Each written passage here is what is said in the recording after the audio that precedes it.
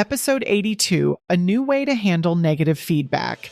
Welcome to Clinicians Creating Impact, a show for physical therapists, occupational therapists, and speech-language pathologists looking to take the next step in their careers and make a real difference in the lives of their clients.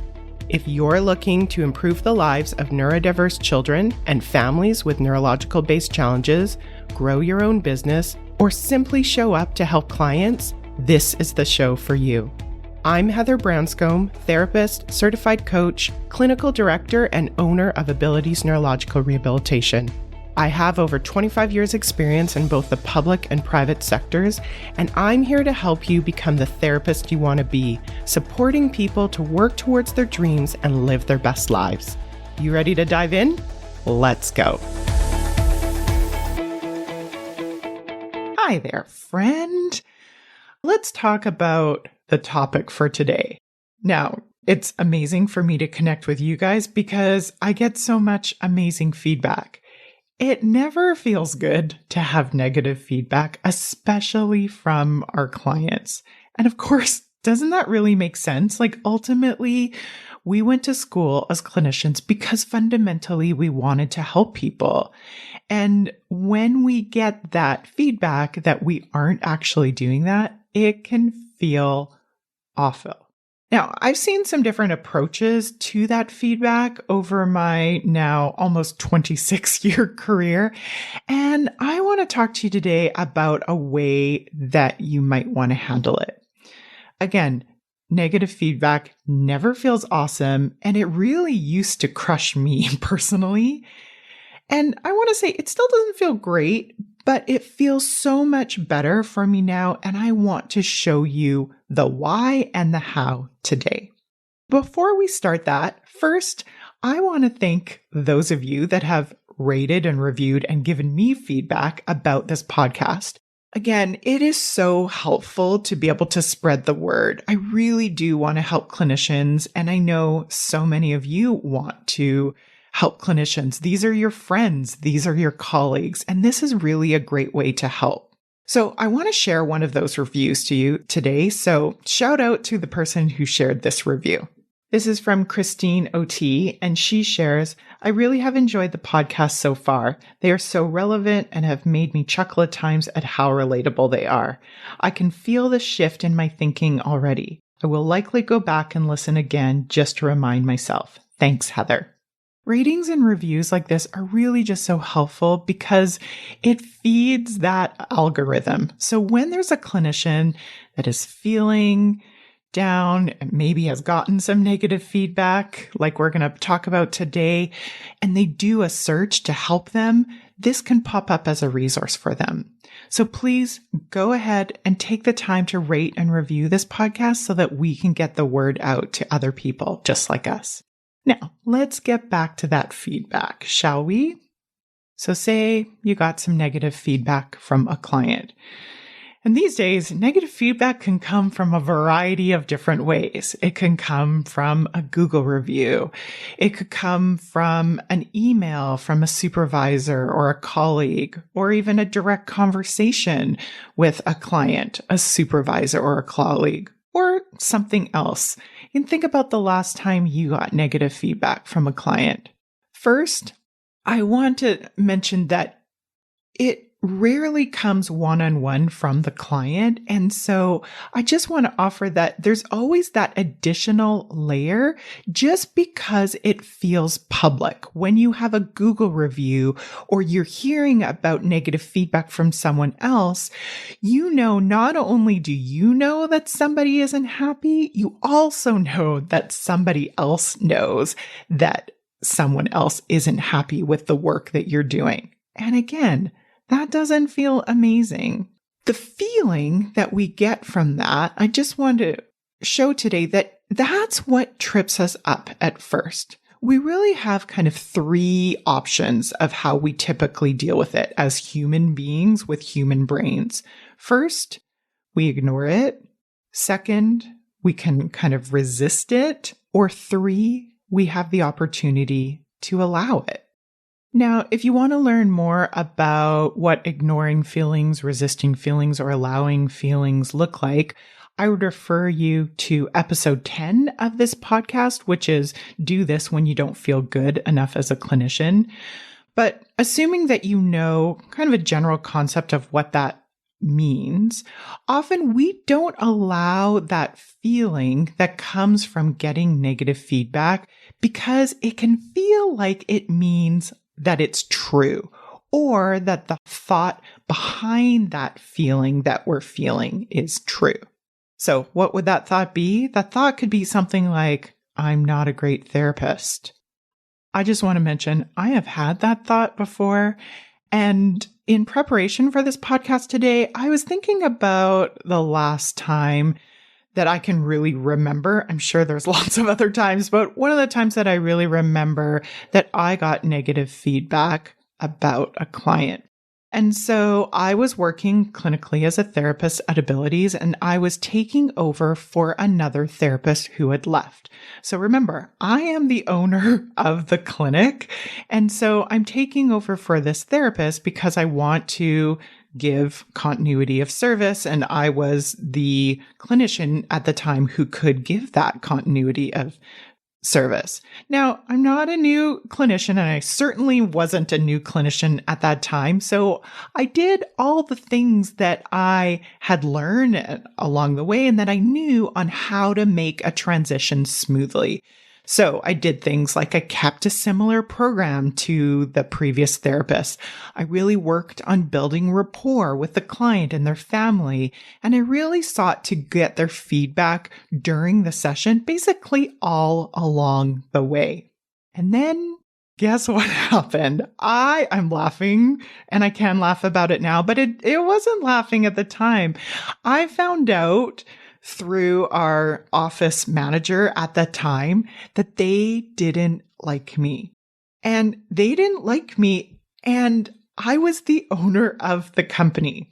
When I found out that they didn't like me as a therapist, honestly, I felt embarrassed because I was thinking, shouldn't the owner of the company be one of the best therapists of the company? Now, really, that's not actually true. The owner of the company does not need to be the best therapist. And even if you are the best therapist, that doesn't necessarily mean that every client is going to like you. So fundamentally, it didn't mean that I wasn't a good therapist, but notice all the thoughts that were coming to my brain at the time. With that additional level of one, somebody else knew other than the client, which was part of my staff. And secondly, I was the owner. So I just share that story just to say I have been there, and I probably will be there in the future. I could get a bad review on this podcast. I get bad reviews about myself as a boss, not necessarily all the time, but I do get them. So let's use that information and that opportunity to talk about what should you do. So first, this may sound controversial, especially when we're talking about feedback from a client and we are a service-based organization, meaning that we are often talking about being client-centered, family-centered, client-directed. But I want to say the first thing that you may want to do when you get negative feedback is to take care of yourself. You're going to have feelings and thoughts about that negative feedback. That's just because you have a human brain, and that human brain is wired for connection. So notice the thoughts, notice the feelings that are coming up when you hear about that feedback, and take care of your own feelings first. So what could that look like? You're going to find the things that looks best for you, but noticing could just be actually being mindfully aware of that, taking mental note of that. That could be journaling about it. That could be talking to a trusted friend or colleague about it. That also could involve some kind of coaching or other kind of mental health kind of help, be it a therapist, a counselor, or somebody else that you know, like, and trust. You want to do that because otherwise those feelings of feeling hurt, embarrassment, frustration, or whatever else you're actually feeling, I guarantee you will come through.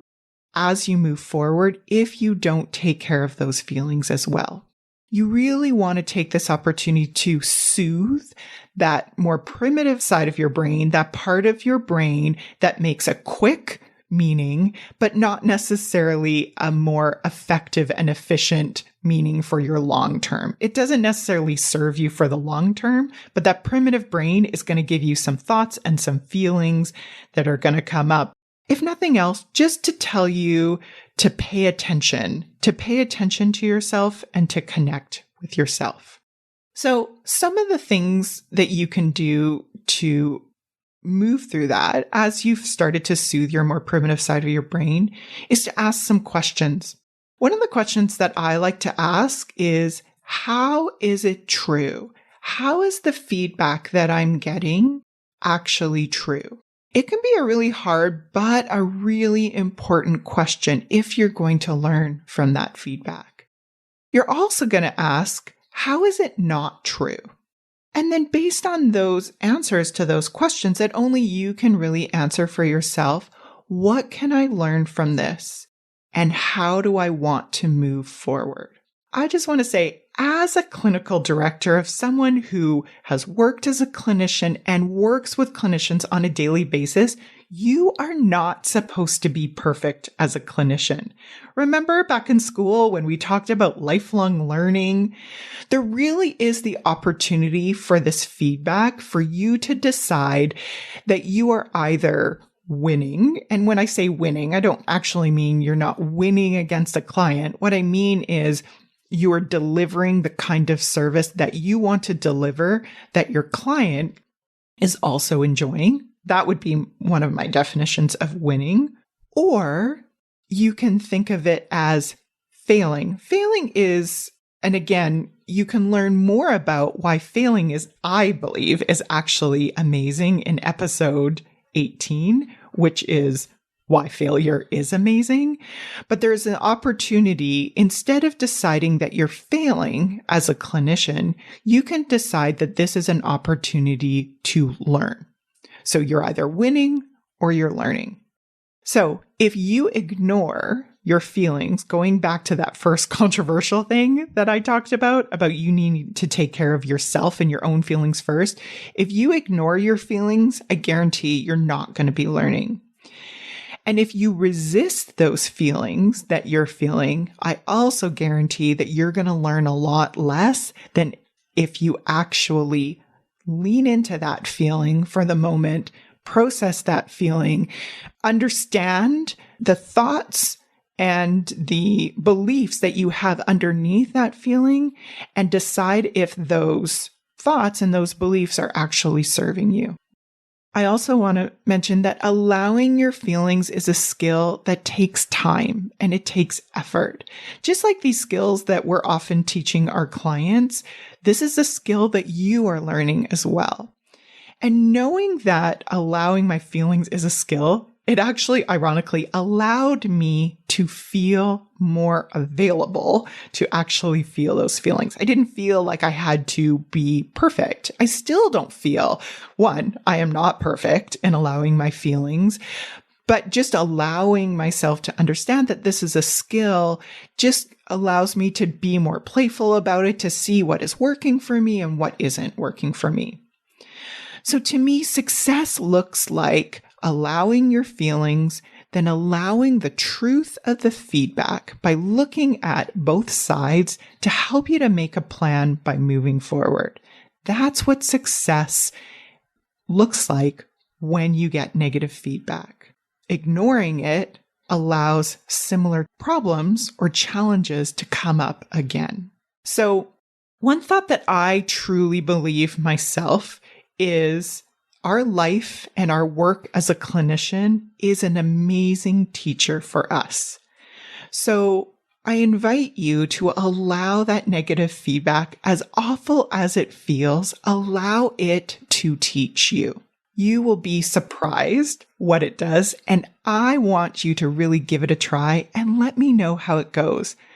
I can't wait to see the impact that you create with this.